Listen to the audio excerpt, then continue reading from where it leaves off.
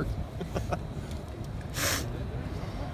JT, what do you remember from facing Cleo Tate in the playoffs when you were in high school? I remember him running 90 yards on us a couple times. I don't think I've ever seen an athlete like that in person. He can throw the ball, he can do everything. He's a really good quarterback. What did you notice kind of watching yourself from the Washington State game on film? Just reviewing that beforehand. There's a lot of good things, a lot of things we're getting better on as an offense and, as a whole.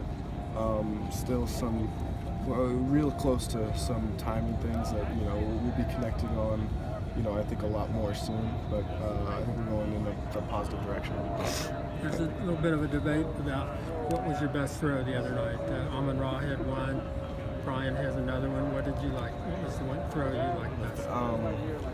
The 2-point conversion looked pretty cool,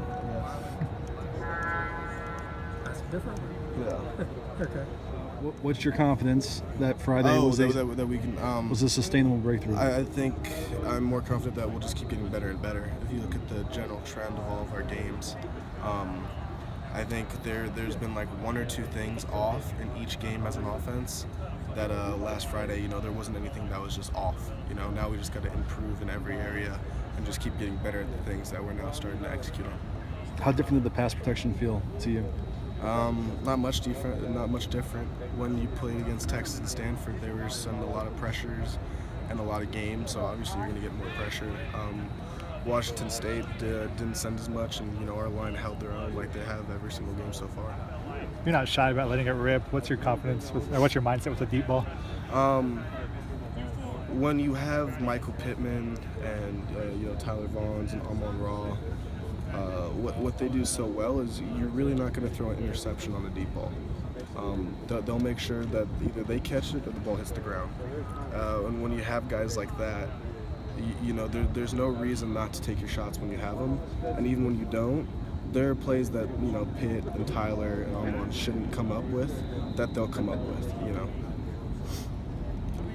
What are some points of emphasis after the Washington State game leading into this one? I'd say just general improvements on, now we're getting more specific.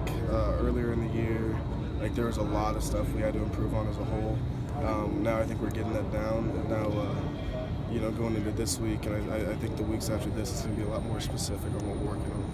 Can you determine whether you're learning them better, the receivers, or are they learning you better? How's that going? I think it's kind of the same thing.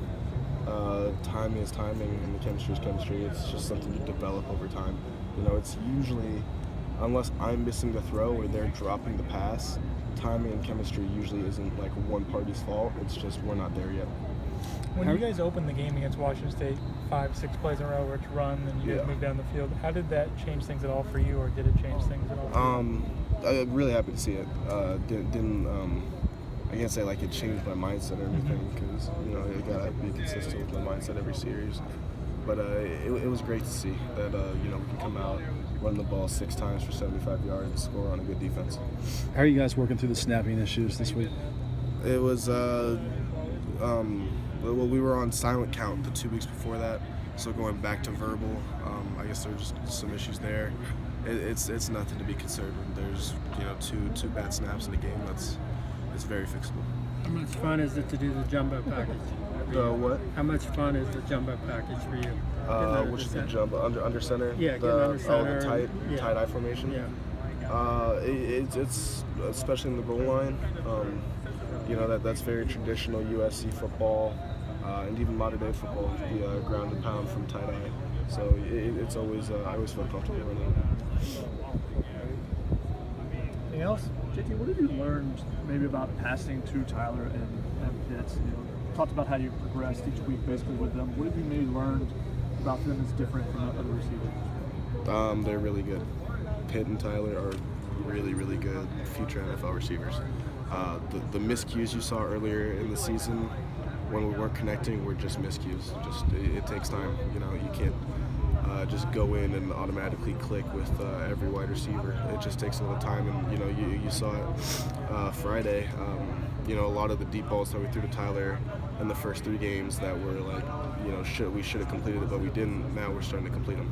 Have you learned maybe about placement a little bit? It seems like the 3rd and 21 or 3rd and long the Tyler caught. Yeah, I'd say a guy like Tyler, you just make sure you don't overthrow Tyler, because Tyler will make sure it's a catch or it's hitting the ground. Pitt has some real speed, and he's got a second and third gear when the ball's in the air. So Pitt's a guy that I want to throw the ball deep and throw it out there and let him run under it.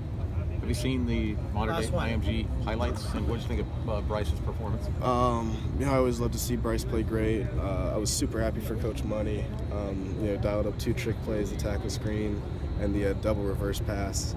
So the first thing I did after the game, I ran in and checked my phone to see if Modern Day beat IMG. So I was ecstatic, and especially seeing Bryce be so efficient and consistent. It's great to see.